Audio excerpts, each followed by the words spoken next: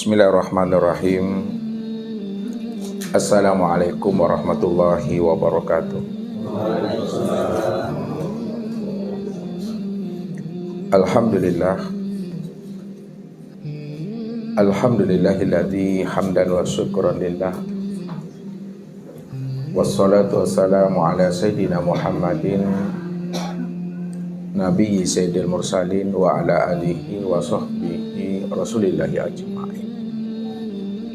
Faqala Allah Ta'ala bil Qur'anil Karim, A'udzu billahi minasyaitonir rajim. Bismillahirrahmanirrahim. Ya ayyuhallazina amanu ittaqullaha haqqa tuqatih wa la tamutunna illa wa antum muslimun. Shadaqallahul azim. Bapak Ibu, saudara-saudara dan anak-anak kami jamaah tauhid yang dirahmati Allah. Bila mana diri seorang insan pulang dan kembali menghadap Allah dalam keadaan penuh dengan dosa, lalu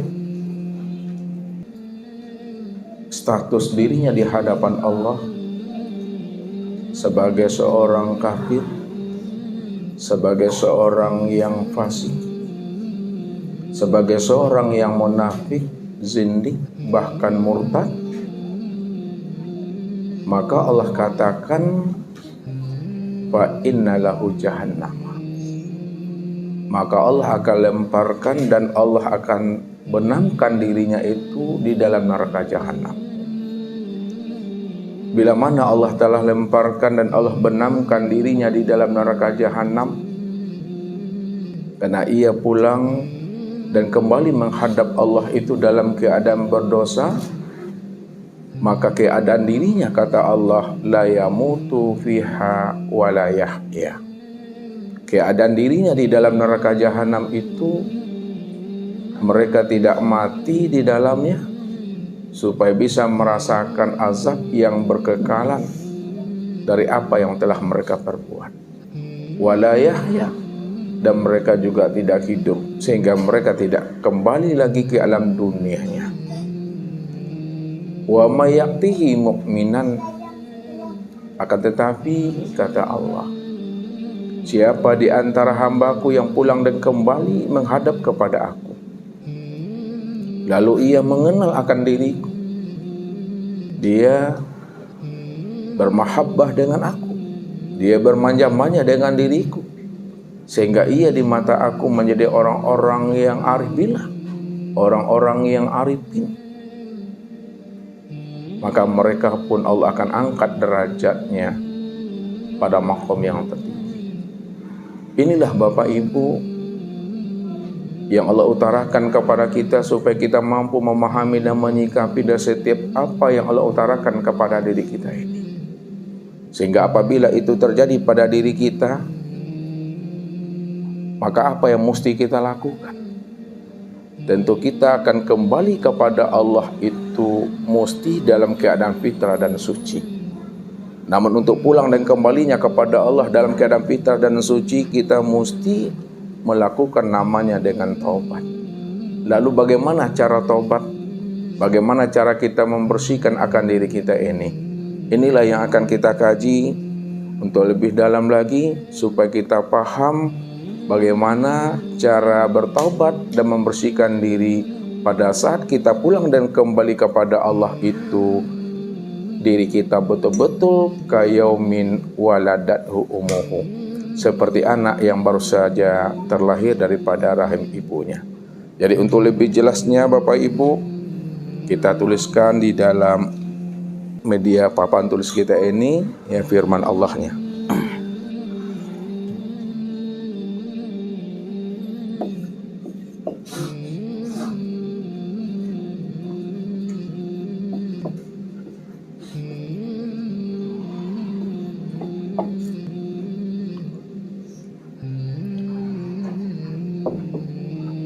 Kita coba dulu Bapak Ibu untuk membacanya. Innahu mayati rabbahu mujriman fa innalahu jahannama la yamutu fiha wa la yahya. Wa may ya'tihi mu'minan qad amila sholihat fa ulaika lahum darajatul ula. Kita coba terjemah Bapak.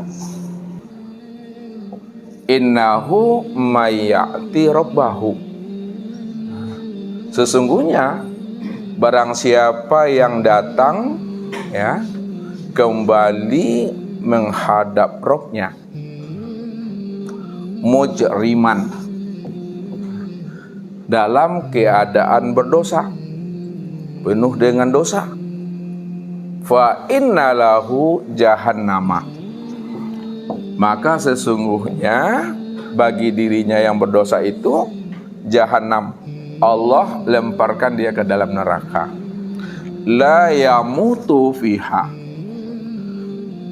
dia tidak mati di dalam neraka itu, wala yahya, dan dirinya juga tidak hidup. Wa may ya'ti mu'minan, dan barang siapa yang datang kembali menghadap Allah mu'minan, di mana ia beriman, qad amila sholihat, kemudian dia beramal soleh, fa ulaika lahum darajatul ula, maka bagi mereka itu darajatul ula, kami angkat derajatnya pada tempat yang tinggi, kata Allah. Jadi firman Allah ini Bapak Ibu ya, memberikan suatu kabar naziroh kepada diri kita, peringatan.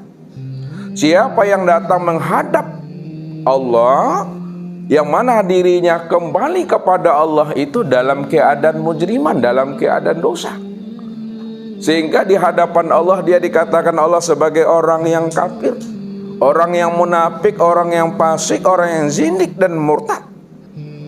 Fa innalahu jahannam, maka tidak ada tempat bagi dirinya melainkan tempat dirinya itu adalah neraka jahanam.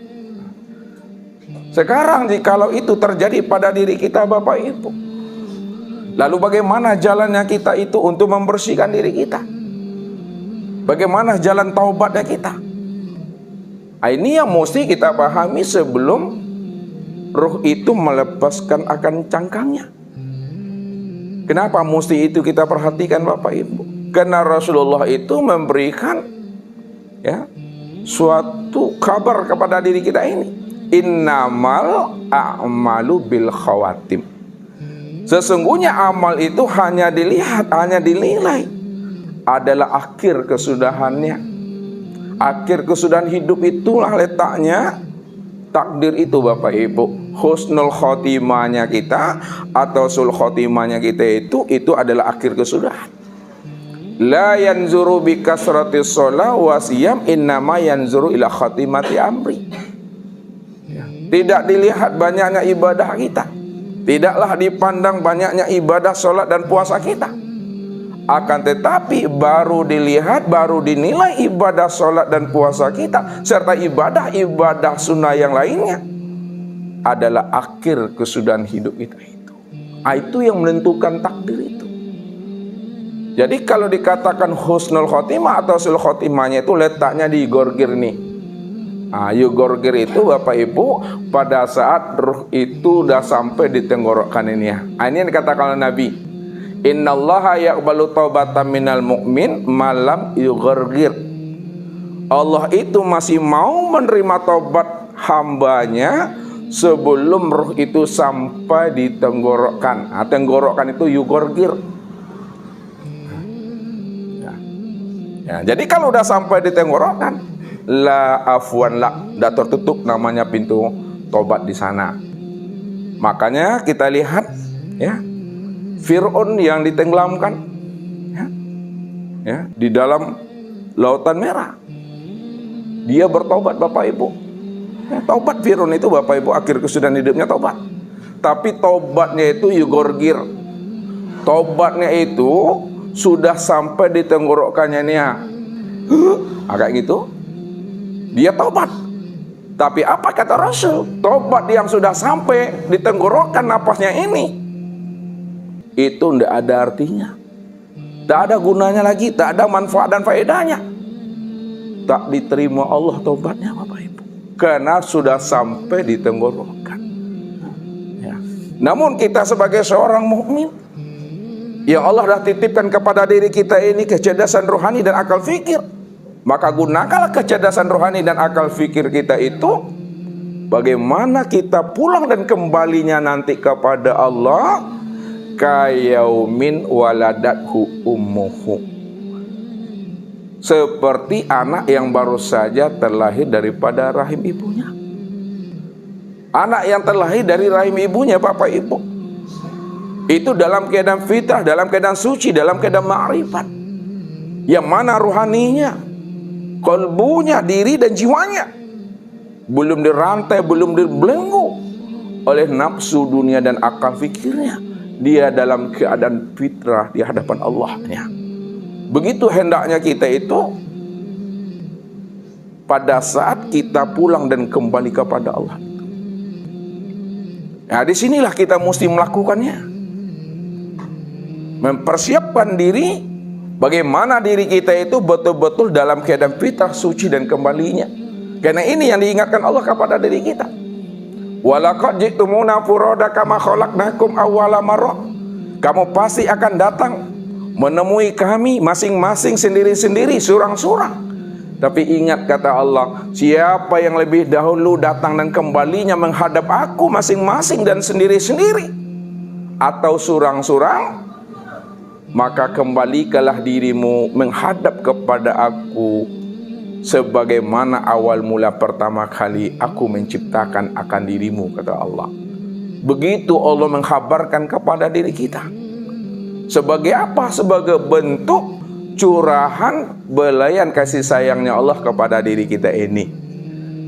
Nah, maksudnya apa? Walaupun Allah yang buat neraka, Allah yang punya neraka, tapi Allah itu tidak rela, tidak suka kalau ada hambanya itu mampir ke dalam neraka. Jadi kalau pingin ya ke surga tu, ajan singgah pulau beli oleh-oleh di neraka tu, langsung sela ya gas ke surga tu. Ini mesti pahami. Ya, supaya kita itu betul-betul dalam keadaan selamat pulangnya. Karena yang kita cari itu bagaimana kita ini pulang dan kembali dalam keadaan selamat. Yang mana harta kita, anak-anak kita, yang kita punya, yang kita miliki di dunia ini, nanti di akhirat, kata Allah, pada hari itu, kata Allah, harta yang kamu punya, anak yang kamu miliki, tidak ada lagi memberikan manfaat dan faedah, kecuali kata Allah, illa man atallaha biqalbin salim. Ini Allah katakan, orang-orang yang datang menghadap aku dalam keadaan hatinya itu tidak tertawan dan terantai oleh nafsu dan dunianya di waktu hidup di alam syahada ini. Inilah orang yang selamat itu yang Allah jelaskan. Makanya pada saat kita merasa diri kita ini berdosa, kita mesti melakukan namanya taubat. Lalu yang dikatakan dosa itu apa, Bapak Ibu? Nah, ini kita coba memahaminya. Yang dikatakan mujriman, yang dikatakan dosa itu, kata Nabi, ujuduka zanbun.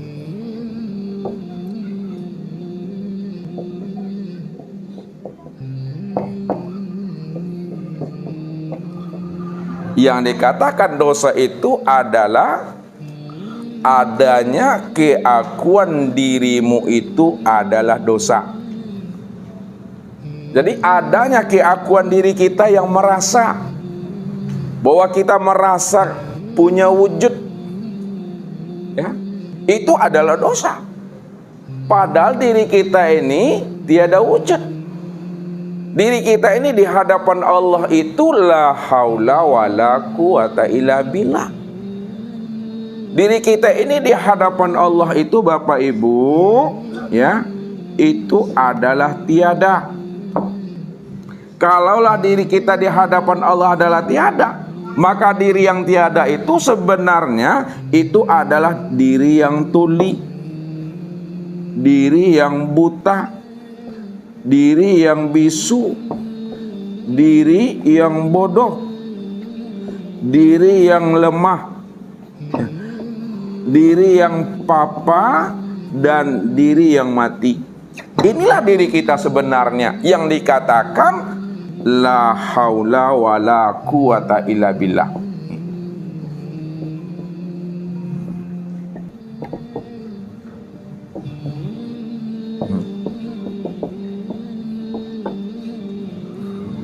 Tidak ada daya dan upayaku, tidak ada kudat dan iradatku, ya. Tidak ada samaku, tidak ada basarku, tidak ada kalamku, tidak ada ilmu kuda iradat dan hayatku, melainkan yang ada, yang wujud hanyalah Allah. Kalaulah yang wujud itu hanya Allah, maka yang sama itu dirinya, yang basar itu dirinya, yang kalam itu dirinya, yang ilmu kuda iradat dan hayat itu tiada lain adalah dirinya Allah. Kalau Allah sudah mengutarakan akan rahasia dirinya kepada Bapak Ibu, bahwa dirinya cuma yang wujud, dirinya cuma yang hidup, dirinya cuma yang melihat, mendengar dan berkata, lalu kita merasa di hadapan Allah diri kita wujud juga, pada saat itu kita sudah merampok haknya Allah itu. Kita sudah mencuri baju dan pakaian Allah. Mana haknya Allah yang kita curi? Mana haknya pakaian dan bajunya Allah yang kita pakai? Yang kita pakai, yang kita curi itu adalah pada saat kita mengatakan diri kita ini yang hayat, kita yang mengatakan diri kita ini yang hidup, kita mengatakan bahwa diri kita ini yang melihat dan mendengar, kita mengatakan bahwa diri kita ini yang berkata, kita yang mengatakan diri kita ini yang mengetahui kuasa dan berkehendak, dan kita mengetikot diri kita inilah yang wujud. Pada saat itu tanpa kita sadari Bapak Ibu, kita sudah menyandingkan diri kita kepada Allah. Kita sudah menyetarakan diri kita kepada Allah. Orang yang menyandingkan dirinya kepada Allah, orang yang menyetarakan dirinya kepada Allah, inilah orang yang merampok hak Allah itu. Inilah orang yang mencuri pakaian dan baju Allah itu. Ketika dia sudah merampok hak Allah, mencuri baju dan pakaian Allah, maka Allah katakanlah dirinya itu sebagai iblis. Dirinya sebagai iblis.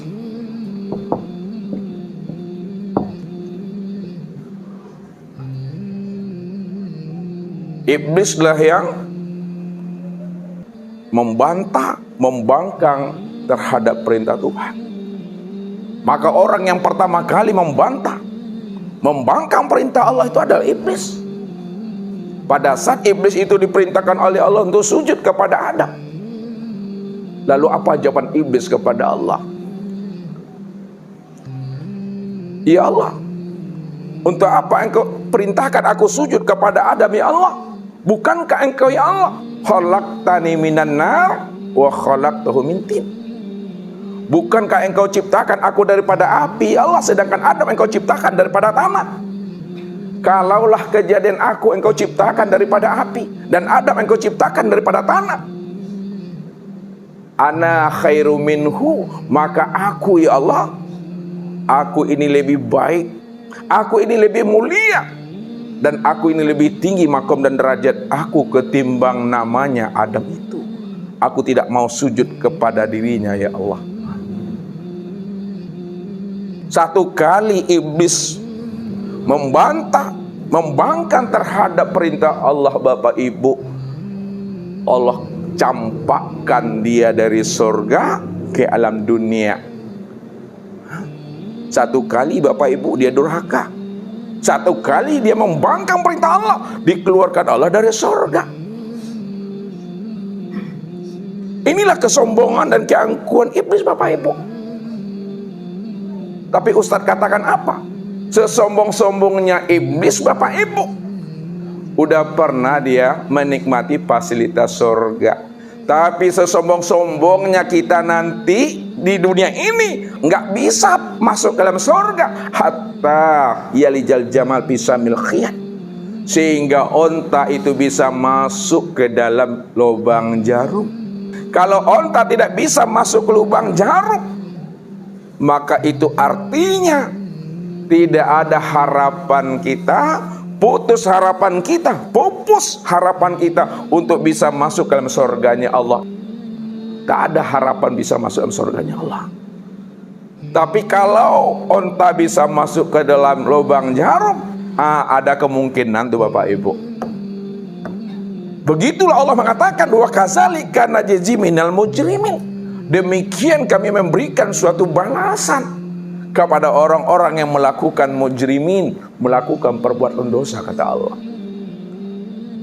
Makanya kalau kita ada wujud keakuan diri kita, masih nampak diri kita ini yang merasa diri kita ini yang berbuat di hadapan Allah, mesti cepat-cepat kita hapuskan itu Bapak Ibu, supaya tidak terpandang, tidak tertilik lagi sebesar zarah pun akan keakuan diri kita ini di hadapan Allah.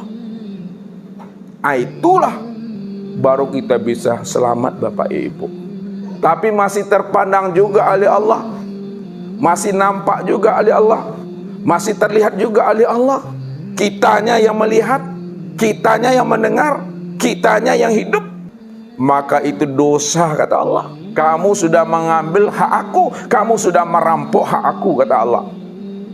Ini yang mesti kita sadari Bapak Ibu, bahwa diri kita itu betul-betul di hadapan Allah itu diri yang la haula wala quwata illa billah. Tak ada lagi sebesar zarah kudrat dan iradat kita, melainkan sebesar zarah yang ada pada diri kita itu nyatanya kudrat dan iradatnya Allah itu. Ini yang dipahami. Nah, jadi itu yang dikatakan namanya dosa. Nah, kalau itu yang dikatakan dosa, mana sebenarnya yang rentan pada diri kita ini yang kena dosa, yang mesti kita bersihkan?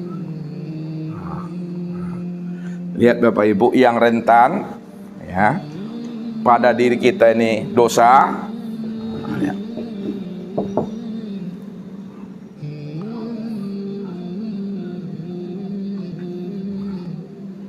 Yang pertama Bapak Ibu ya, yang rentan kena dosa pada diri kita ini, pertama adalah anggota tubuh. Yang kedua adalah hati. Yang ketiga adalah ruh. Dan yang terakhir adalah syir.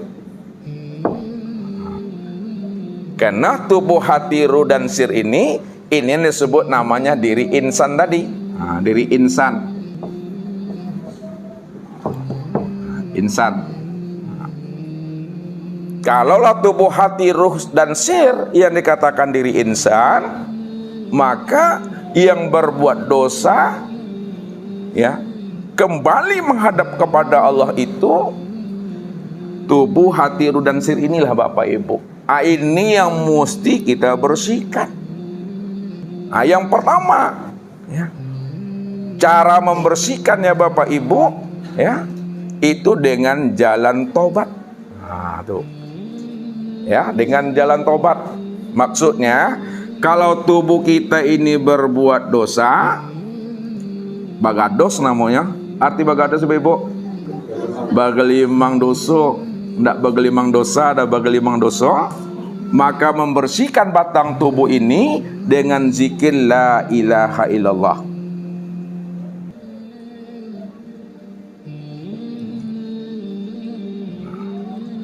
Ya, jadi cara membersihkan batang tubuh kita itu dengan zikir la ilaha illallah. Ini yang disebut namanya dengan taubat. Taubat. Yang kedua, kalau hati kita ini kena dosa atau berdosa, maka cara membersihkan hati kita itu dengan zikir Allah. Allah. Inilah yang dikatakan namanya dengan inabah. Inabah. Jadi membersihkan hati itu zikirnya Allah, Allah. Yang dikatakan namanya inabah itu. Kemudian yang ketiga, kalaulah ruh kita ini berdosa, jiwa kita ini berdosa, maka cara membersihkan ruh itu yaitu dengan zikir hu Allah. Itu zikirnya hu Allah. Ini yang dikatakan namanya dengan awabah. Awabah. Dan apabila sir kita juga kena dosa, berbuat dosa, maka cara membersihkan sir itu dengan zikir hu, Bapak Ibu. Zikir hu. Inilah yang diajarkan oleh Allah itu. Ya, apa kata Allah kepada diri kita ini? Innakum zalamtum anfusakum bitikhazikumul ajla fatubu ila bari'ikum faqtulu anfusakum zalikum khairul lakum in kuntum bari'ikum fataba alaikum. Apa artinya Bapak Ibu? Kata Allah, innakum zalantum anfusakum. Sesungguhnya dirimu itu, kamu telah berbuat zolim, berbuat aniaya terhadap dirimu masing-masing. Apa yang menyebabkan kita telah berbuat zolim dan berbuat aniaya terhadap diri kita masing-masing? Itu disebabkan kata Allah, ya, bitikhazikumul ijlah. Karena kamu, kata Allah, telah menyembah patung sapi, menyembah patung anak sapi, ya. Itulah yang menjadi sembahan kamu, itulah yang menjadi Tuhan kamu. Itu terjadi pada masa Nabi Musa, Bapak Ibu. Tapi pada Nabi Muhammad, baginda Rasul, tidak lagi namanya dia menyembah, ya, patungnya anak sapi, tapi dia boleh jadi menyembah tulisan Allah. Siapa yang menyembah tulisan Allah, siapa yang menyembah asma Allah, siapa yang menyembah huruf Allah, itu sama artinya dia menyembah patung anak sapi, itu sama seperti kaumnya Nabi Musa. Dosa itu. Karena Allah mengatakan apa kepada hambanya? Wa minan nasi maya'budullaha ala harfin. Ada sebahagian daripada hambaku, dia sembah aku, kata Allah. Dia ingat akan diriku. Tapi yang disembah dan diingatnya bukanlah aku. Yang diingatnya, yang disembahnya itu adalah lafaz Allah. Nih. Kalau ini yang kita katakan Allah, ini yang kita katakan Rabb, ini yang kita katakan namanya Abid, yang kita sembah, maka inilah yang dikatakan namanya kita telah menjadikan tulisan asma dan huruf Allah itu menjadi berhala-berhala di dalam hati dan pikiran kita. Karena tulisan dan asma Allah ini yang menjadi sembahan kita dalam hidup ini. Apabila itu terjadi pada dirimu, kata Allah, fatubu ila bari'ikum, maka cepatlah kamu tobat kepada aku, kata Allah. Jadi kalau tubuh ini berbuat dosa kepada Allah, jalannya adalah tobat, membersihkannya dengan zikir la ilaha illallah. Kalau hati kita ini berdosa di hadapan Allah, jalannya adalah dengan inabah. Cara membersihkan hati dengan zikir Allah, Allah. Kalaulah ruh kita ini juga berdosa, maka cara kembalinya kepada Allah ini yang disebut namanya dengan awabah. Zikirnya adalah hu Allah. Apabila sir kita juga berdosa, maka cara membersihkan sir itu adalah dengan jalan hu. Lalu bagaimana tobat yang sebenar-benarnya, kata Allah? Apakah cukup sekedar melapaskan kalimat la ilaha illallah? Apakah cukup kita sebatas mengucapkan kalimat la ilaha illallah, Allah Allah, seperti yang kita lakukan barusan ini? Tidak, kata Allah. Cara tobat yang baik, kata Allah, cara tobat yang nasuha itu, kata Allah, faktulu anfus, maka cepatlah kamu tobat kepada aku, kata Allah. Jadi kalau tubuh ini berbuat dosa kepada Allah, jalannya adalah tobat, membersihkannya dengan zikir la ilaha illallah.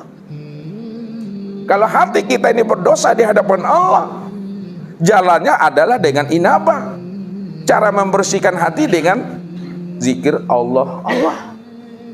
Kalau lahar kita ini juga berdosa, maka cara kembalinya kepada Allah ini yang disebut namanya dengan awabah. Zikirnya adalah hu Allah. Apabila sir kita juga berdosa, maka cara membersihkan sir itu adalah dengan jalan hu. Lalu bagaimana tobat yang sebenar-benarnya, kata Allah? Apakah cukup sekedar melapaskan kalimat la ilaha illallah? Apakah cukup kita sebatas mengucapkan kalimat la ilaha illallah, Allah Allah, seperti yang kita lakukan barusan ini? Tidak, kata Allah. Cara tobat yang baik, kata Allah, cara tobat yang nasuha itu, kata Allah, faktulu anfusakum. Ini kata Allah, cara tobat yang diminta oleh Allah itu, Bapak Ibu, faktulu anfusakum,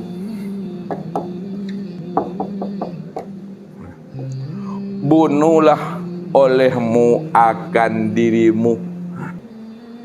Jadi tobat yang diterima oleh Allah itu bunuh dirimu. Zalikum khairul lakum inda bari'ikum, maka itulah yang lebih baik di sisi Rabbmu. Apabila kamu bunuh dirimu, maka itu lebih baik di sisi aku, di hadapan aku, kata Allah. Fataba alaikum, itulah taubat yang aku terima, kata Allah. Lalu bagaimana cara kita membunuh diri? Apanya yang dibunuh? Lihat, hati-hati Bapak Ibu maminya. Faktulu anfusakum, bunuh dirimu itu maksudnya bunuh keakuan dirimu yang merasa dirimu itu ada. Sedangkan yang dikatakan dosa tadi, apa kata Rasul? Adanya pengakuan dirimu yang merasa ada itu dosa. Lalu cara menghilangkan wujud diri, bunuhlah keakuan wujud diri kita itu. Bagaimana cara membunuh akan keakuan diri kita itu di hadapan Allah? Akui Bapak Ibu diri kita ini di hadapan Allah. Akui diri kita di hadapan Allah itu, diri kita itu tiada. Itu maksudnya. Akui diri kita di hadapan Allah, bahwa diri kita itu tuli, diri kita itu buta, diri kita itu mati.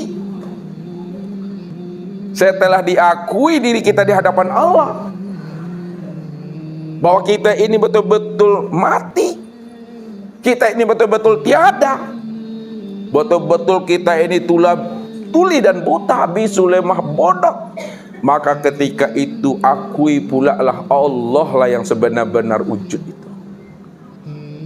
Kalau Allah yang sebenar-benar wujud, Bapak Ibu, Allah yang benar-benar wujud, maka yang sewujud itulah yang sama tuh, yang wujud itu yang bersifat sama tuh.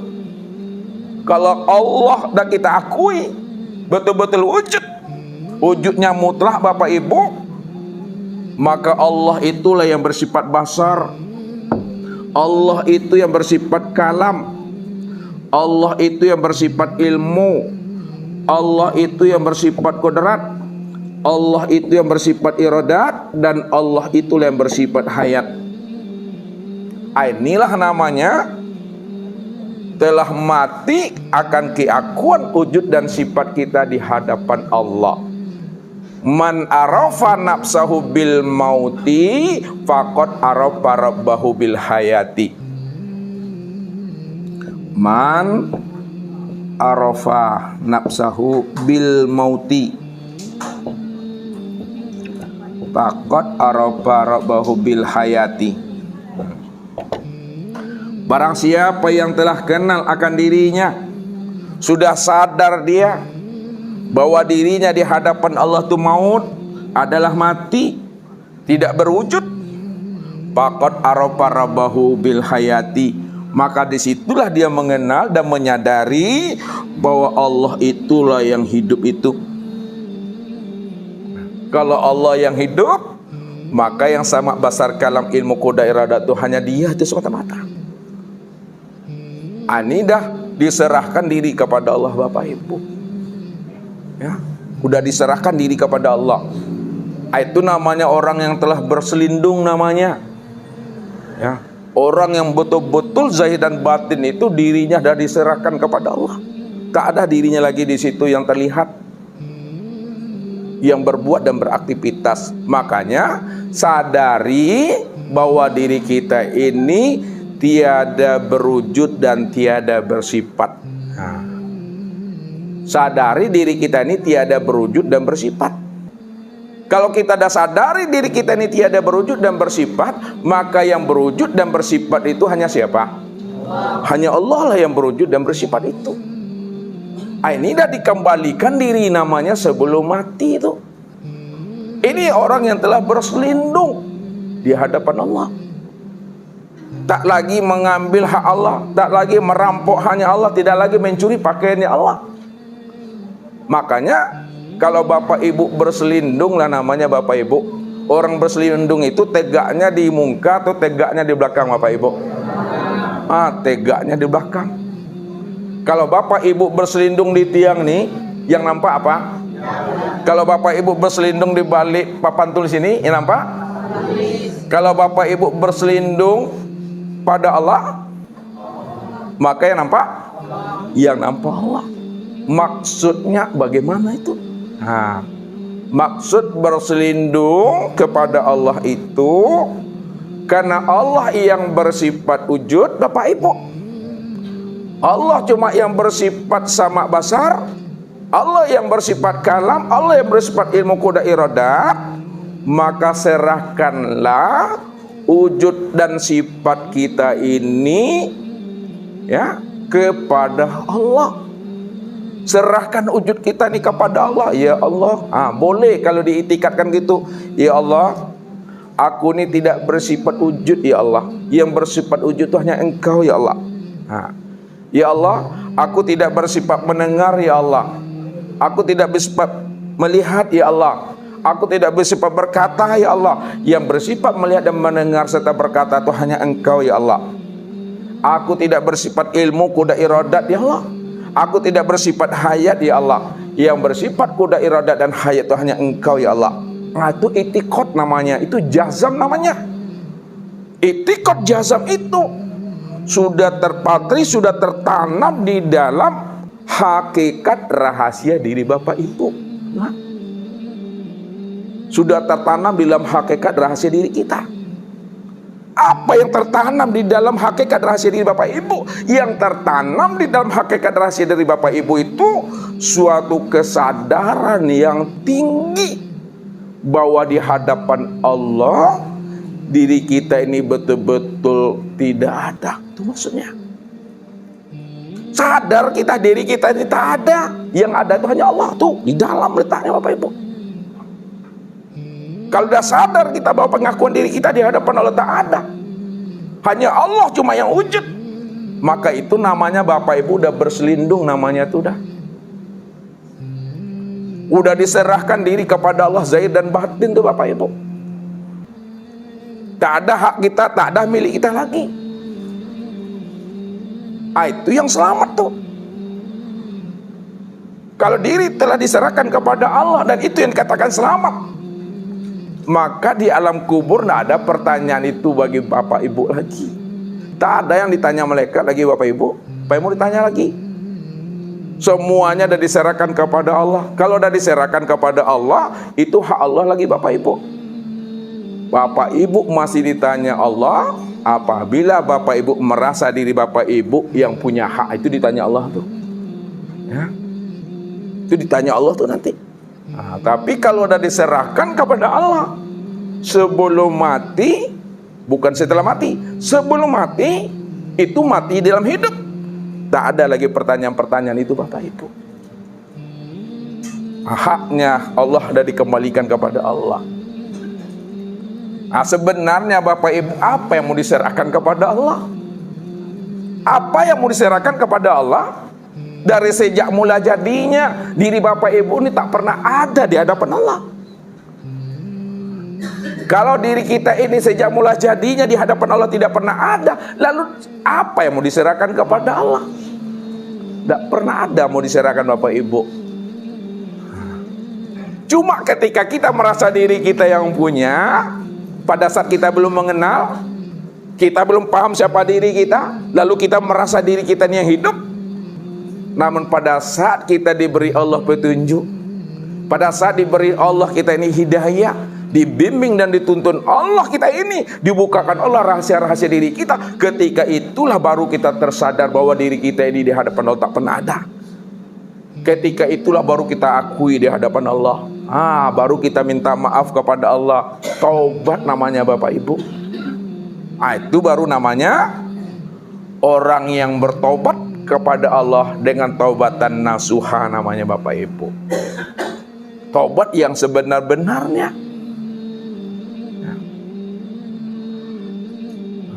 Nah, jadi setelah kita bertobat, ya, bersihkanlah diri kita ini dengan zikir la ilaha illallah. Nah, nih, jadi membersihkan tubuh kita itu dengan zikir la ilaha illallah.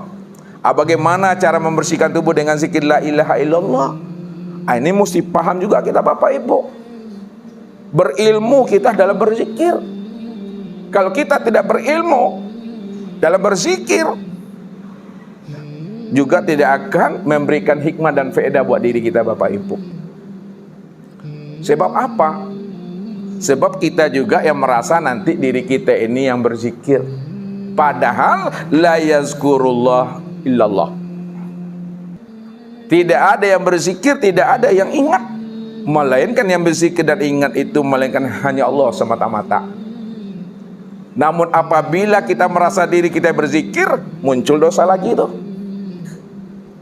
Aku berzikir 1 jam, 1 jam lah tuh dosanya tuh. Aku berzikir 2 jam dosanya tuh. Karena merasa akunya. Padahal yang dosa tadi apa? Wujuduka zanbun. Adanya pengakuan dirimu yang merasa dirimu yang hidup, lalu merasa dirimu yang berzikir. Itu dosa tuh. Makanya mesti berilmu dalam berzikirnya. Supaya apa? Supaya zikir kita itu betul-betul sampai kepada makna yang sebenarnya Bapak Ibu. Nah, sekarang kita buka dulu zikir tubuh. Zikir tubuh la ilaha illallah. Jadi zikir tubuh la ilaha illallah itu untuk membersihkan tubuh jasmani kita ini. Ada 7 maqam, ada 7 lataif yang mesti dibersihkan di dalam diri kita ini. 7 maqam yang ada pada diri kita ini disebut namanya 7 lataif. Ya, ini adalah wilayah-wilayah dosa itu, mesti dipahami di diri ini. Ya, yang pertama, ya, sebelah kiri, ya, susu sebelah kiri kita ini 2 jari di bawah susu sebelah kiri kita. Nah, kalian buat gambar ini Bapak Ibu nih, ya, ini namanya ya latifatul qalbi namanya. Nih di pas sini Ustaznya, ini latifatul qalbi.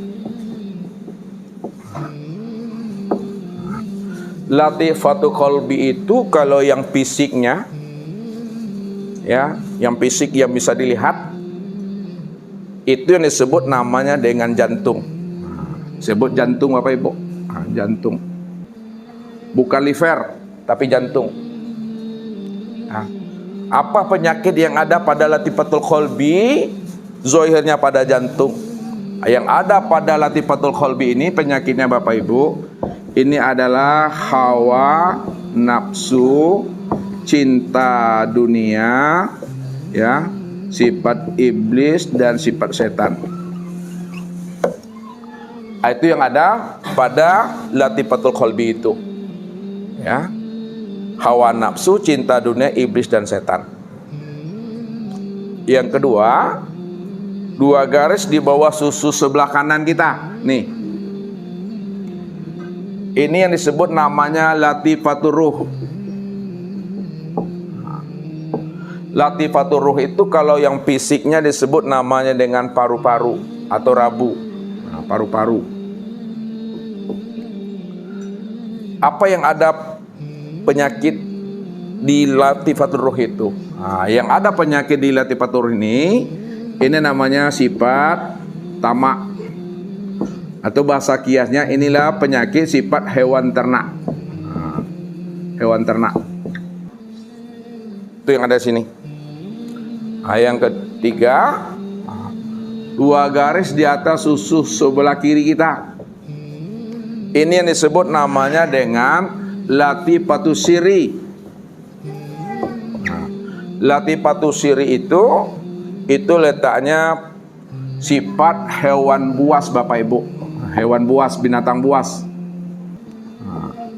Sifat amarah, sifat dendam, ya, tambah kusumatnya. Jadi dendam kusumat, ya, 7 turunan tuh, itu siri. Nah, itu yang disebut secara fisiknya adalah liver. Nah, liver yang dikatakan hati itu Bapak Ibu, ya, bukan livernya jantung. Jantung dengan liver beda Bapak Ibu, ya. Kemudian, ya, 2 garis di atas susu sebelah kanan kita ini yang disebut namanya latifatul khafi namanya. Latifatul khafi itu secara fisiknya ini yang disebut namanya dengan limpa. Nah, limpa atau bahasa Minangnya limpo. Nah, penyakit apa yang ada pada latifatul khafi? Ya, latifatul khafi ini di sini bersarangnya penyakit munafik. Nah, munafik. Nah, kemudian Bapak Ibu yang di tengah nih, tengah dada kita nih. Nah, dari tengah sampai pusat. Ini yang dikatakan namanya latifatul akfa. Latifatul akfa itu secara fisiknya ini yang disebut namanya dengan empedu. Empedu. Penyakit apa yang ada pada latifatul akfa itu? Penyakit yang bersarang pada latifatul akfa ini disebut namanya sifat takbur. Nah, sifat ujub dalamnya itu. Kemudian, nah, di antara 2 alis, ya, 2 alis nih. Nah, ini yang dikatakan namanya latifatu nafsun natiko. Secara fisiknya latifatu nafsun natiko itu ini yang disebut namanya dengan otak. Ya, ini di otak itulah sifat namanya panjang angan-angan tuh. Nah, panjang angan-angan atau namanya tulul amal, ya. Nah, kemudian seluruh tubuh, nah, seluruh tubuh dari ujung rambut sampai ujung kuku nih, ini yang dikatakan namanya latifatu kullu jasad namanya Bapak Ibu, kullu jasad.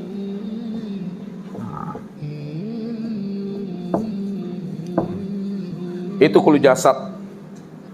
Nah, kalau udah kullu jasad Bapak Ibu, ini penyakit kita itu sudah menjadi kanker namanya, itu sudah menjalar seluruhnya. Ini yang dibersihkan tadi dengan zikir la ilaha illallah.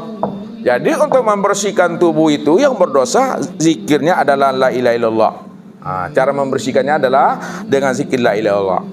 Nah, membersihkan tubuh jasmani ini dengan zikir la ilaha illallah, makomkanlah kalimah zikir itu. Kalimah la itu Bapak Ibu, makomnya di pusat. Di pusat di makomnya, sentralnya, ya, simpulnya batang tubuh di pusat nih, ya. Kunci dengan kalimah la di itu. La itu la tauhid itu, ya. Kemudian yang dada kanan kita nih, ini kalimat ilaha. Ilaha. Jadi la ilaha. Kemudian illa. Illa ini dia ubun-ubun nih. Illa dia ubun-ubun. La ilaha illa, ibun-ubun jatuhnya. Allah itu pada susu sebelah kiri kita, dada sebelah kiri kita, baru Allahnya diunjam di sini. Jadi cara perputaran zikir kita Bapak Ibu seperti perputaran jarum jam itu. La ilaha illallah, la ilaha illallah. Jadi supaya kita fokus Bapak Ibu, pejamkan mata kita, ya, pejamkan mata supaya kita tuh bisa fokus melewati lintasan-lintasan namanya lataif tadi itu, ya. Jadi dihunjamkan la ilaha illallah. Agak keras sedikit Bapak Ibu, agak keras. Kenapa? Sebab kalaulah batang tubuh kita ini belum pernah berzikir dia, kalau lembut kita berzikirnya Bapak Ibu belum terbongkar, belum tanggal, belum roboh namanya penyakit-penyakit yang ada di dalam diri kita itu. Ya, sifat harimaunya, sifat hewan ternaknya, ya, sifat kengkongnya.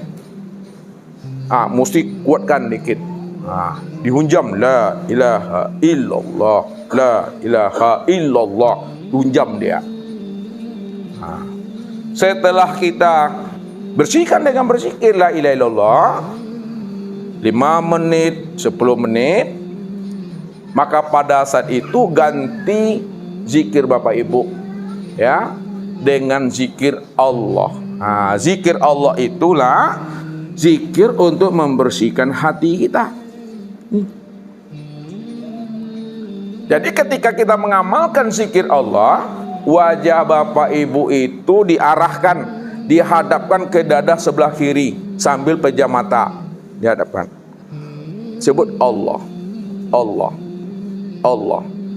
Ini Allah katakan, wazkur rabbaka fi nafsika tadarruan wa khifatan. Sebutlah nama Rabbmu, ya, nama zat Tuhanmu, Allah. Dah mati. Mungkin sudah 5 menit pula Bapak Ibu, atau 10 menit. Maka ganti dengan zikir nafas.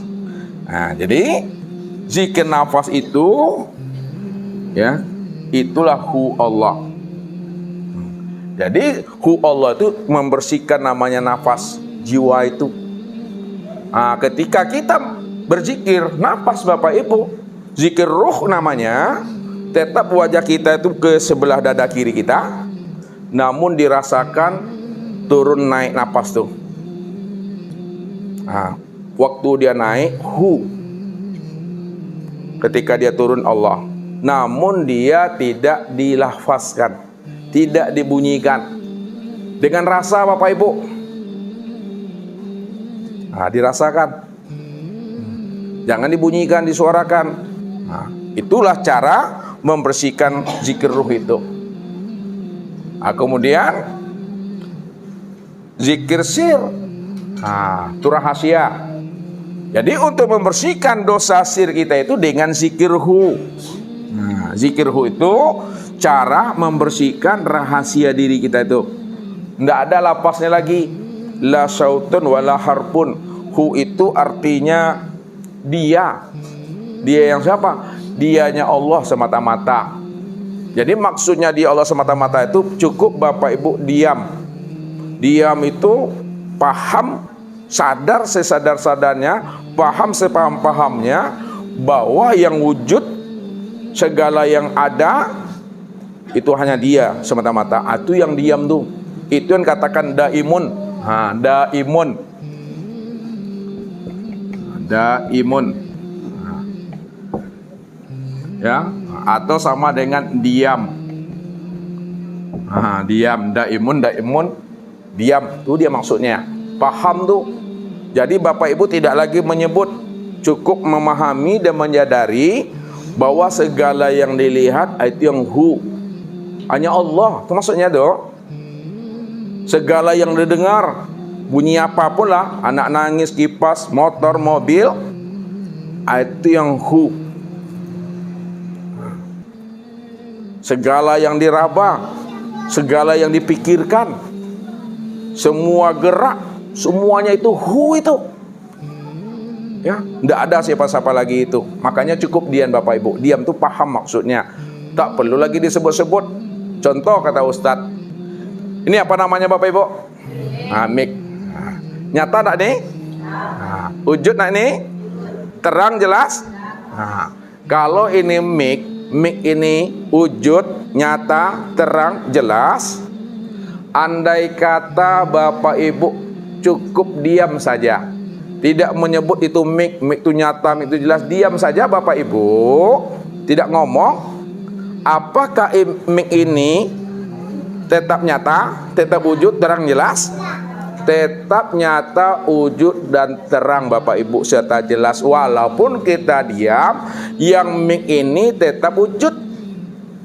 Walaupun kita tak ngomong mik, yang mik ini tetap nyata, terang, dan jelas. Itulah maksudnya zikirhu itu.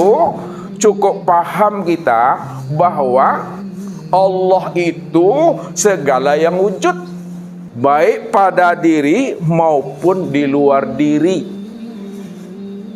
Ya. Segala yang dipandang itu kenyataan dirinya.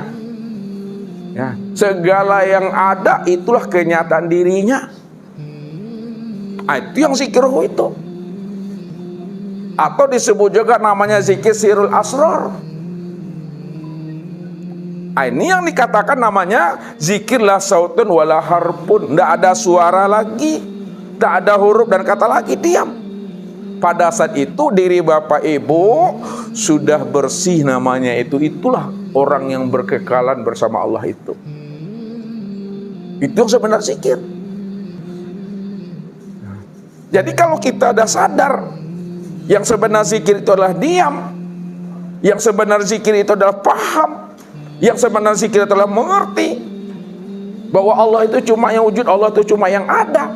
Walaupun tidak disebutkan la ilaha illallah, walaupun tidak dilapaskan Allah Allah, walaupun tidak dirasakan dengan hu Allah, memang Dia telah wujud, memang Dia telah nyata, memang Dia telah terang dan jelas, memang Dialah yang semata-mata ada.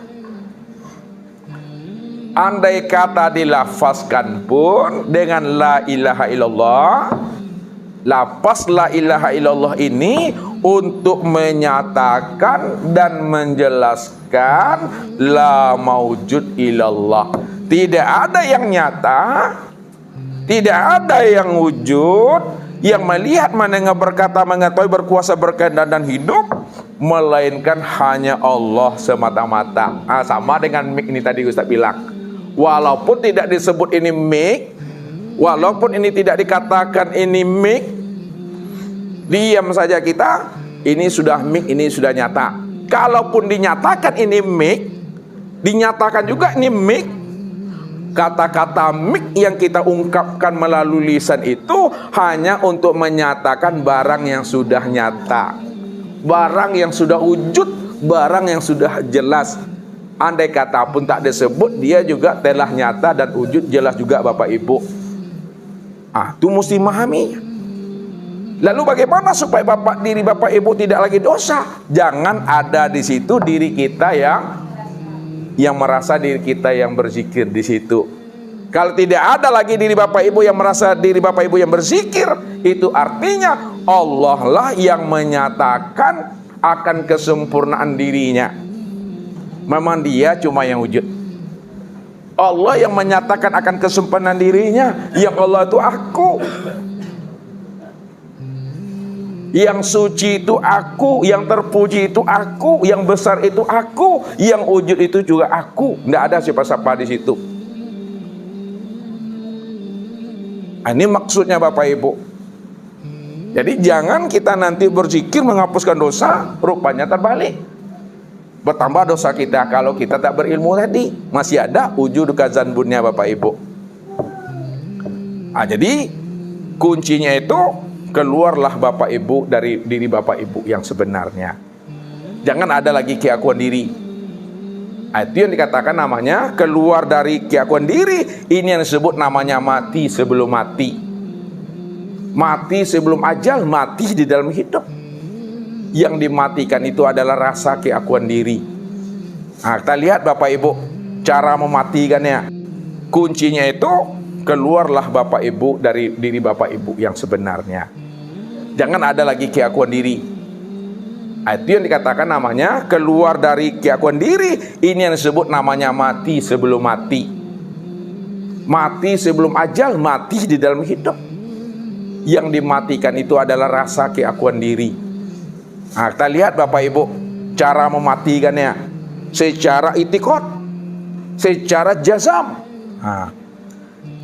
Tubuh kita ini kan ada nih, tubuh ada hati, ada ruh, ada sir. Kita lihat sampai kita kepada makna yang sebenarnya. Lihat nyatanya gerak tubuh, ya kan? Ya, itu sebenarnya karena ada hati. Nyatanya gerak tubuh itu sebenarnya nyatanya gerak hati. Ya. Kalau kita tidak memandang kepada hati, tetap kita mengatakan tubuh inilah yang bergerak. Ya, tubuh inilah yang berbuat. Tapi setelah kita tilik ke dalam Bapak Ibu, matikanlah gerak tubuh itu, ya. Maka ketika itu barulah nyatanya gerak perbuatan hati kita itu. Yang kedua, matikan pula gerak hati itu, maka yang nyata adalah ruh. Jangan lagi ada merasa hati itu yang punya gerak. Hati itu yang bergerak, hati itu yang berbuat.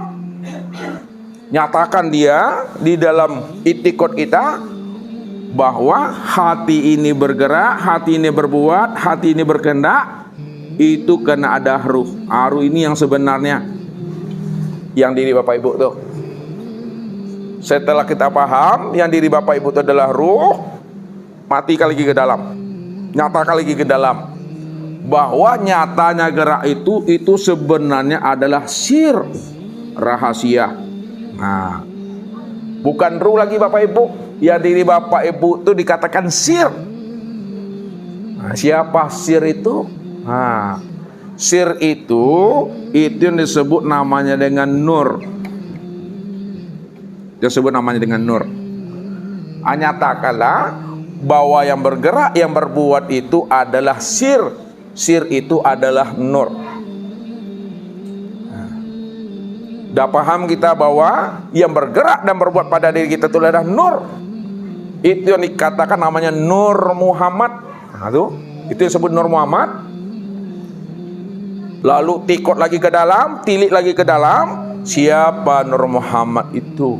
Nur Muhammad itu tiada lain adalah Allah. Ini yang dikatakan ana minallah wal mu'minuna minni. Aku ini langsung daripada zat Allah. Alam dan diri manusia ini langsung daripada aku. Jadi setelah kita paham bahwa Allah itulah sebagai sumber gerak, maka nyatalah sumber gerak itu senyata-nyatanya itu pada perbuatan tubuh ini. Itu dia Bapak Ibu. Ya, nyatalah perbuatan Allah itu pada perbuatan tubuh itu. Ini yang Allah maksudkan wallahu khalaqakum wa ma ta'malun. Itu dia. Wallahu khalaqakum wa ma ta'malun. Allah lah yang menciptakan dirimu dan Allah pula lah yang memperbuat apa yang kamu perbuat. Karena diri Allah cuma yang ada di situ Bapak Ibu. Tidak ada diri siapa-siapa karena dia cuma yang tunggal. Ya. Nah, jadi kalaupun disebut namanya Muhammad, ya, yang Muhammad itu tiada lain adalah diri Allah juga di situ. Tidak ada diri siapa-siapa, diri Allah juga tuh. Namun kesempurnaannya tanya Allah dan Muhammad tadi, itu nyatalah pada tubuh. Nah, inilah di dalam pemahaman tauhidnya, ya, mana yang Ahmad, mana yang Muhammad. Nah, ini yang mesti Bapak Ibu pahami. Kan ini yang disebut insan tiga kan? Tubuh, hati, ruh dan sir. Kita dah tahu yang sir itu adalah Nur Muhammad itu Allah. Kan Allah cuma yang ada. Nah, kita lihat nyatanya kesempurnaan Allah dan Muhammad itu yang disebut namanya pada insan. Nah, disebutlah di situ insan itu, ya, ada tubuh zahir, ada tubuh batin yang disebut namanya ruh. Yang tubuh zahir Bapak Ibu, ini yang disebut namanya dengan Muhammad. Itu dia tubuh zahir. Sedangkan tubuh batin itu disebut namanya dengan Ahmad. Tuh. Jadi tubuh zahir namanya Muhammad, tubuh batin namanya Ahmad. Jadi penggabungan, perpaduan, ya, antara tubuh dengan ruh, ruh dengan tubuh, Ahmad dengan Muhammad, Muhammad dengan Ahmad, inilah yang disebut namanya dengan insan itu. Insan. Makanya al-insanu siri wa nasiruhu. Insan itu adalah rahasiaku dan akulah yang menjadi rahasia insan itu. Jadi siapa yang ingin kenal aku, kenalah insan itu. Karena insan itu adalah penzohiran diriku. Insan itu tajalli diriku. Insan itu bahagian diriku. Insan itu nyatanya aku. Nah, itu maksudnya. Jadi diri Bapak Ibu ini adalah bagian diri Tuhan. Kalau bahasa Arabnya tajalli namanya. Tajalli itu kalau diterjemahkan dia kenyataan, perwujudan, copy paste, bayang-bayang, bagian, percikan. Kalau Bapak Ibu paham, ya, nah, itu maksudnya.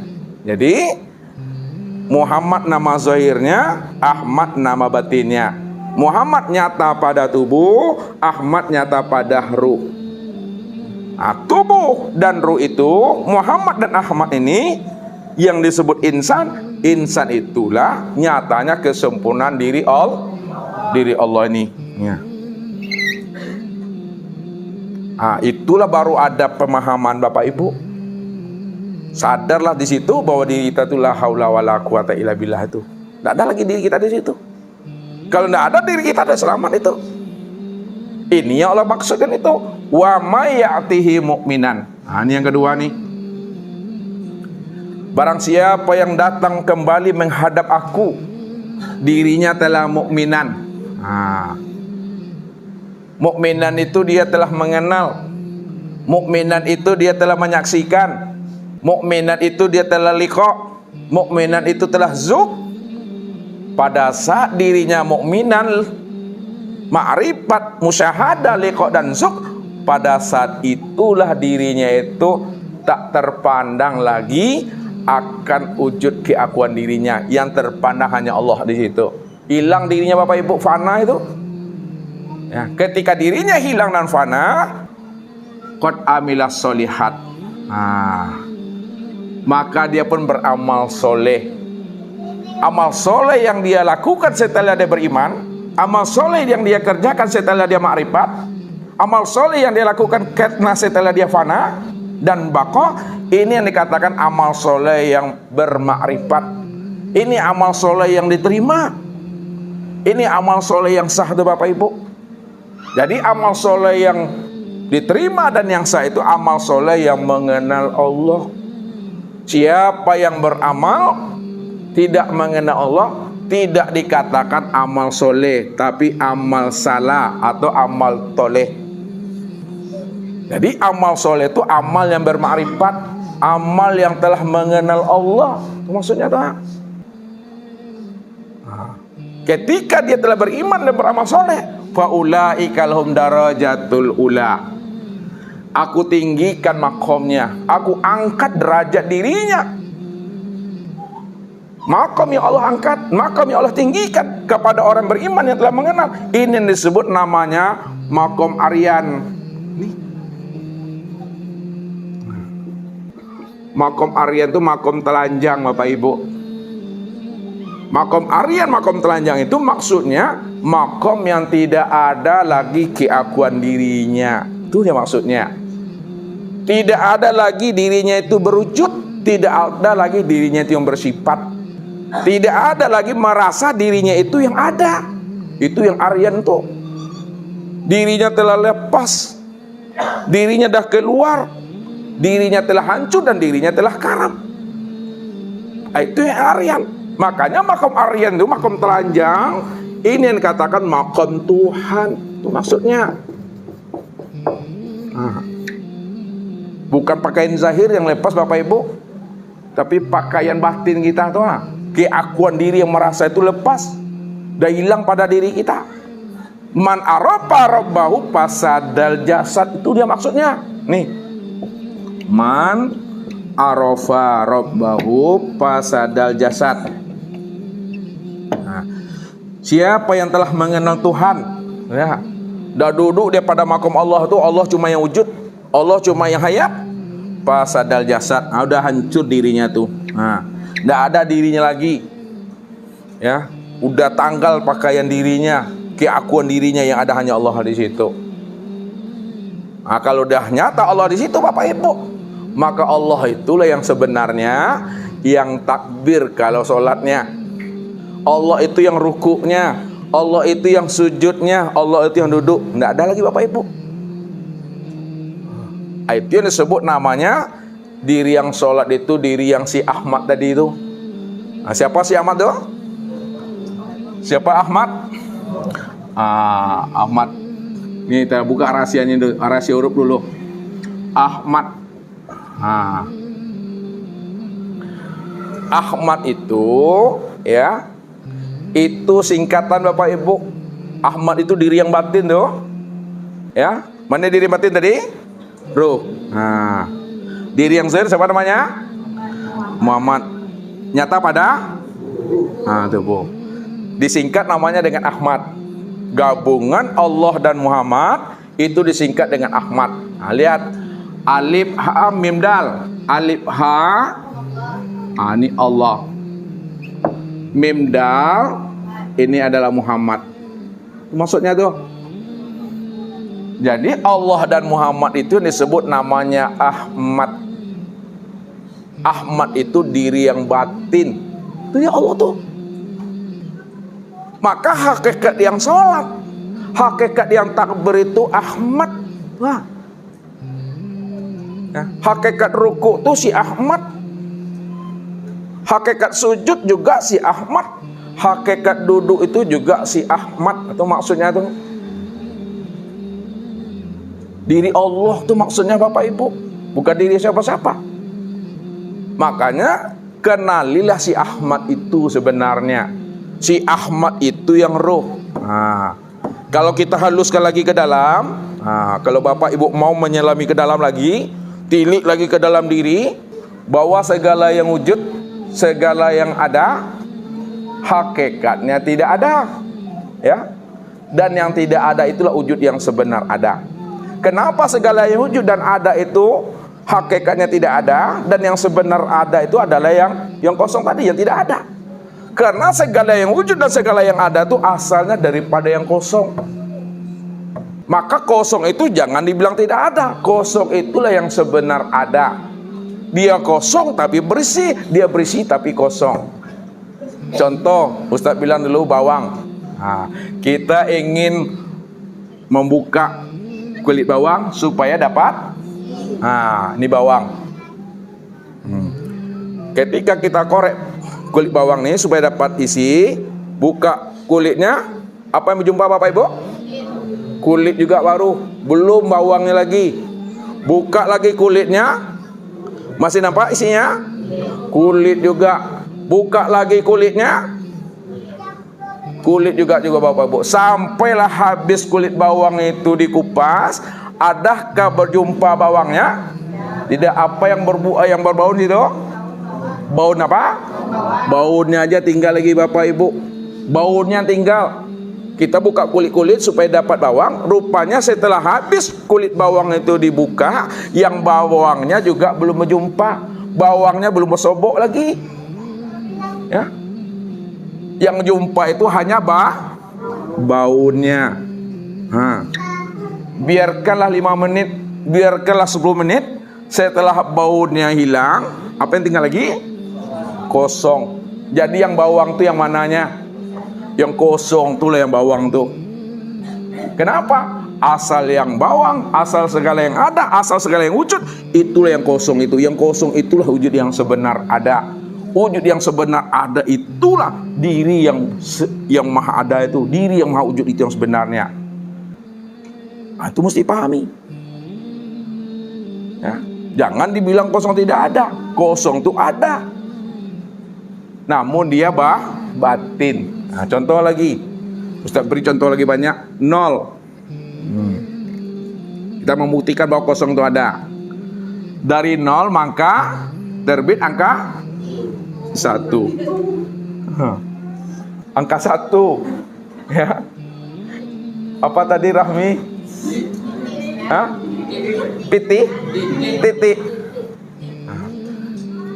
Pandang Ustaz, hilang titiknya.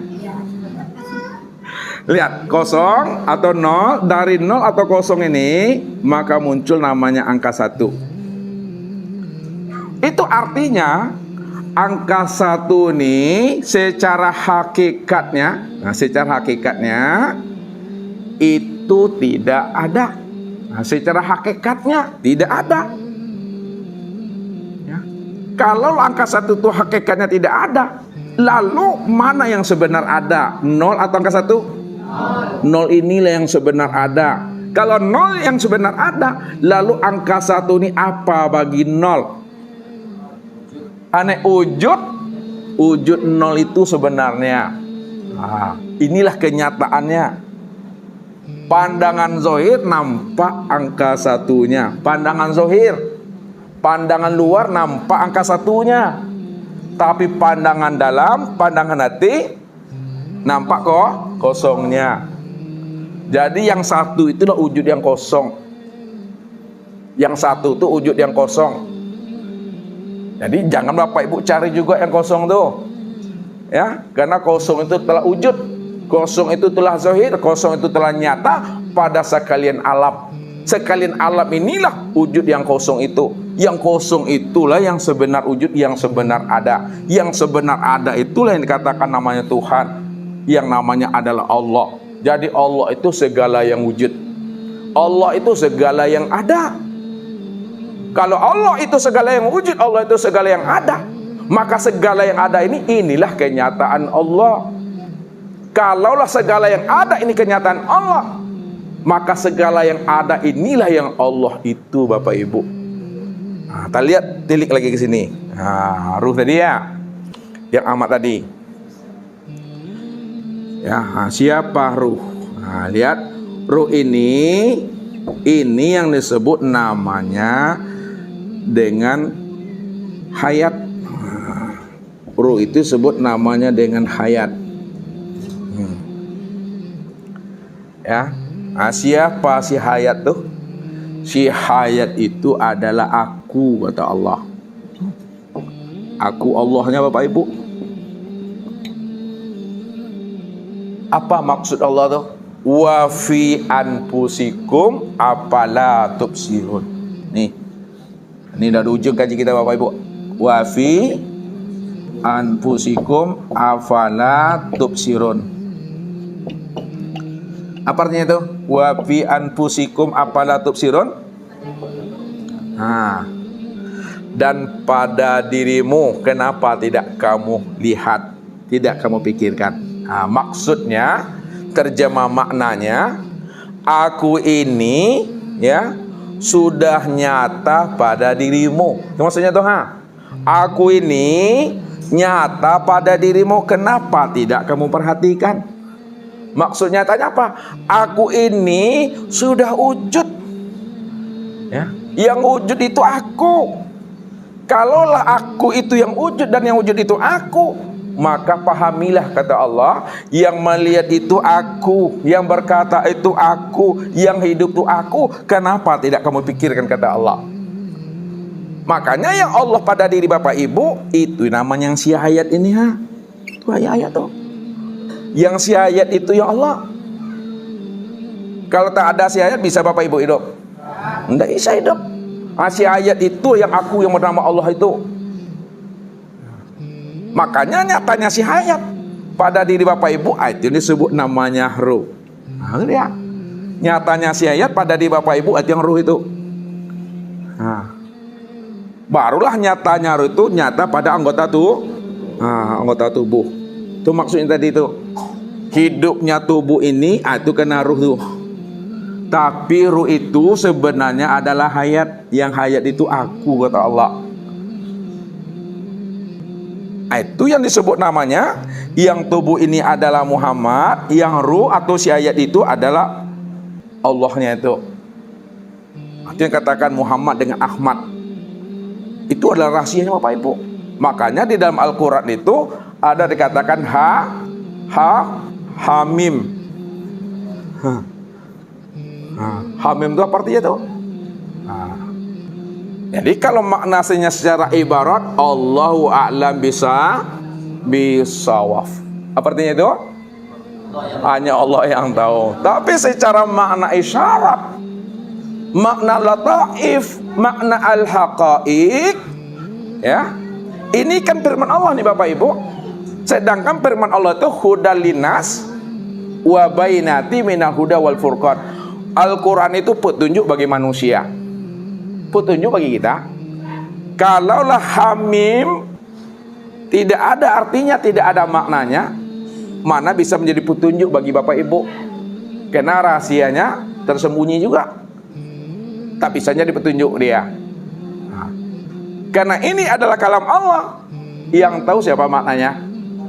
Yang tahu hanya Allah. Kalau yang tahu hanya Allah, maka tanya kepada Allah. Tanyakan kepada Allah. Fas'al bihi khabira. Tanyakanlah kepada aku, karena aku yang tahu maknanya, karena itu kalamku. Syarat untuk bertanya kepada aku, wattaqullah wa yu'allimukumullah. Benar-benar kamu bertakwa kepada aku, yakin dengan aku, percaya dengan aku cuma yang wujud. Aku yang menjadi rahasia dirimu. Wa yu'allimukumullah. Aku akan ajari kamu makna yang sebenarnya. Kalau Allah yang ngajar kita makna yang sebenarnya, hamim, apa kata Allah? Wastona'tuka linafsi wa anahtartuka pastami' lima yuha. Aku pilih dirimu tempat bagiku, maka dengarkanlah kalam-kalam aku, makna isyarat, makna lataif yang aku tanamkan ke dalam rahasia dirimu. Hamim itu maksudnya ha dan mim. Ha itu maknanya Hayyun, mim itu maknanya adalah Muhammad. Maka jawabannya itu. Siapa si Hayyun? Si Hayyun itu yang Allah tahu. Siapa si Muhammad? Muhammad inilah kenyataan Allah. Ya, kalau Muhammad kenyataan Allah, maka Muhammad itu tiada lain adalah Allah itu sendiri. Ya. Muhammad itu Allah itu sendiri. Makanya kesempurnaan si Hayyun yang dikatakan Allah nyata pada Muhammad, ini yang disebut namanya insan tadi. Jadi insan, Muhammad, Ahmad, satu juga orang itu Bapak Ibu. Itu maksudnya itu. Jadi Bapak Ibu mesti mengenal setiap nama ada orangnya, setiap nama ada wujudnya, setiap nama ada orangnya tuh. Ya, maka disebut namanya Ahad. Ya, Ahad. Jadi 3 nama tapi 1 orangnya tuh. ahad. Ini dalam surah apa nih? Qul wallahu ahad. Ahad. Ahad. Ada berapa huruf? 3. Alif itu Allah. Ha itu Muhammad. Dal itu Adam. Terkecoh aku. Ya, sekali-kali Rami ku terkecoh aja di antara orang. Ada dah. Allah, Muhammad, Adam. Adam apa artinya? Adam itu tiada. Enggak. Ya, kalau Adam itu tiada, siapa diri Adam itu sebenarnya? Kalau Adam itu tiada, siapa diri Adam itu sebenarnya? Itulah nyatanya Allah. Apa kata Allah tuh? Kalau Adam itu tiada, lalu Adam siapa? Adam itu nyatanya Allah.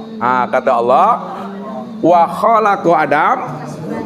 Itu dia, wa khalaqu Adam ka suratihi. Dan dijadikan Adam itu ka suratihi. Apa artinya? Sesuai dengan gambaran diriku, rupaku. Hadis yang kedua, ya. Innallaha khalaqa Adam ka suratir Rahman. Kita buat ini. Khalaqa Adam ka suratir Rahman. Dan dijadikan Adam itu sesuai dengan gambaran sirah Rahman. Siapa Rahman? Allah itu. Itu maksudnya itu. Adam itu aku itu Adam. Ya. Siapa rahasia Adam? Nih putar lagi ke sini biar paham apa Bu. Rahasia Adam yang insan tadi, rahasia insan, rahasia Adam itu adalah Muhammad. Rahasia Muhammad itu adalah Ahmad. Muhammad dan Ahmad itu aku, Allah tuh. Itu maksudnya. Jadi Muhammad itu yang zahirnya, Ahmad itu yang batinnya. Kesempurnaan memandang Muhammad dan Ahmad disebut namanya Adam atau disebut namanya insan. Al insanu sirri wa sirri sifati wa sifati la ghairi. Itu dimundurkan tuh tarki namanya Bapak Ibu. Ini proses tarki sebetulnya di sini. Ini Ustaz buat sini. Al insanu sirri wa sirri sifati wa sifati la ghairi. Memandang itu dari bawah ke atas, ya. Siapa insan? Insan itu ya, adalah rahasiaku. Gitu. Rahasiaku itu adalah sifatku. Sifatku itu sebenarnya adalah aku. Maksudnya tuh. Jadi tiliknya kepada Allah lagi Bapak Ibu. Ke Allah juga perginya tuh.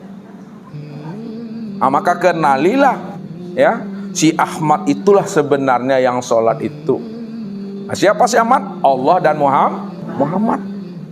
Makanya dikatakan oleh Allah kepada Muhammad, atau Ahmad menyebut kepada Muhammad. Apa kata Ahmad kepada Muhammad atau kata Allah kepada Muhammad apa? Kif ya Muhammad. Nih. Kif ya Muhammad ana rabbaka usolli. Kif ya Muhammad. Apa artinya kif ya Muhammad? Berhentilah engkau hai Muhammad.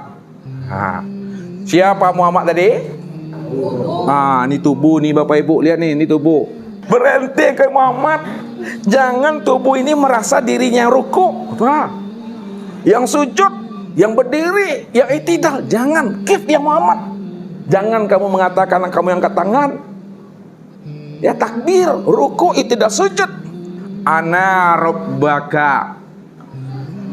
Apa artinya? Aku Rabbmu usolli, ya, sholat. Mana yang Rabbmu di dalam diri Muhammad tuh? Wa fi anfusikum tadi. Aku ni wujud pada dirimu. Kenapa tidak kamu pikirkannya? Aku sudah wujud pada dirimu. Yang hidup tuh aku pada dirimu. Yang pada dirimu tadi itu adalah ruh. Siapa ruh ini tadi? Si Ahmad. Ruh itu yang si Ahmad. Ditelusuri ruh. Ruh itu yang si Hayat tadi. Yang hidup itu Allah. Itu maksudnya. Itu yang katakan usolli, aku yang sholat. Si Ahmad tuh yang sholat. Ahmad itu ruh itu ya. Bukan tubuh Bapak Ibu. Tubuh ini kan mati tadi itu. Tidak kata Muhammad itu. Bisakah tangan ini bergerak mengangkat dan takbir kalau tidak ada roh? Tidak. Jadi antara tubuh dengan roh, antara Muhammad dengan Ahmad, mana yang imamnya, mana yang makmumnya Bapak Ibu? Makmum dulu. Nah, kalau bersorak-sorak Ustaz mah Ahmad dengan Muhammad. Muhammad tubuh, Ahmad roh. Antara tubuh dengan roh, antara Muhammad dengan Ahmad, yang mana yang imam, yang mana yang makmum makwa? Supaya Ahmad alhamdulillah. Salam Ustaz loh. Yang imam itu adalah Ahmad. Ahmad pada diri Bapak Ibu itu yang ruh. Sedangkan yang makmum itu adalah Muhammad. Muhammad pada diri Bapak Ibu itu adalah tubuh. Di situ letaknya. Imam dulu takbir. Imam yang takbir dulu, baru makmum ruh itu dulu yang takbir, Allahu Akbar, baru nampak makmumnya takbir Allahu Akbar. Inilah yang dimaksudkan oleh Rasul, sallu kama ra'aitumuni usolli. Nah, lihat sini ya, sallu kama ra'aitumuni usolli. Apa artinya nih? Sallu, solatlah kamu, kama sebagaimana, seperti, ada ra'aitumuni, kamu melihat aku usolli, yang sholat. Apa maksudnya? Hei Muhammad. Nih, hei Muhammad kata Allah atau kata Ahmad. Ya, sholatlah kamu, takbirlah kamu setelah kamu melihat aku yang takbir. Apa maksudnya itu? Muhammad kata Allah. Muhammad kata si Ahmad. Takbir kamu setelah kamu melihat aku takbir. Ruh itu dulu yang takbir, baru nampak tangan ini takbir. Allah itu dulu angkat tangan, baru nampak Muhammad itu angkat tangan. Karena ruh itulah yang imamnya dan tubuh itu makmumnya. Yang ruh itu adalah si hayat itu adalah Allah. Sedangkan tubuh itu adalah Muhammad. Itu kan dia. Sholatlah kamu sebagaimana kamu melihat aku sholat. Ya. Jadi tubuh ini menyaksikan dia dulu, ruh itu yang berdiri, baru nampak tubuh itu yang berdiri. Ahmad itu yang berdiri, nampak sama si Muhammad, Ahmad berdiri, baru dia berdiri. Jadi berdiri dulu imamnya, ruku dulu imamnya, i'tidal dulu imamnya, sujud dulu imamnya, duduk baru imamnya. Datang lihat, baru dia melihat itu, mengikuti aja di Bapak Ibu. Tubuh itulah yang mengikuti imam itu. Imam itu adalah ruh. Dah sempurna salat Bapak Ibu tuh. Itulah orang yang telah mengenal akan hakikat salat. Kalau Bapak Ibu tidak mengenal akan hakikat salat, siapa yang menyembah, siapa yang disembah, apa yang dipersembahkan, maka batallah sholatnya itu. Itu yang dikatakan sholat yang fawailun lil musallin, neraka wilah bagi orang yang lalai. Dia tidak mengenal siapa sebenarnya yang sholat yang sebenar-benarnya itu, kata Tuhan. Yang sebenar-benarnya sholat itu adalah ana rabbaka usolli. Tapi ketika Bapak Ibu paham yang sholat itu aku, kata Allah, tak ada lagi pengucapan kalimat itu. Diam, tidak ada kata, tidak ada suara itu. Hanya Allah di situ yang berdiri dengan sendirinya. Mungkin ini saja Bapak Ibu yang dimuliakan Allah. Mudah-mudahan dengan rahmat dan anugerah Allah yang Allah berikan kepada diri kita, sehingga kita bisa memulangkan akan amanah rahasia diri ini kembali kepada Tuhannya dalam keadaan fitrah dan bersih. Bagaimana awalnya fitrah bersih, pulangnya mesti fitrah dan bersih. Datangnya adalah kosong, datangnya tiada, kembalinya juga kosong dan kembalinya tiada. Tidak ada membawa apa-apa. Kalau membawa apa-apa yang dibawa itu, bawalah yang kosong. Yang kosong itu bawa diri Tuhan. Datangnya dari Tuhan, kembalinya tetap diri Tuhan kembalinya. Tidak ada di siapa-siapa. Ini saja mungkin Bapak Ibu. Mari sama-sama kita buka muzakarah dan pertanyaan. Assalamualaikum warahmatullahi wabarakatuh.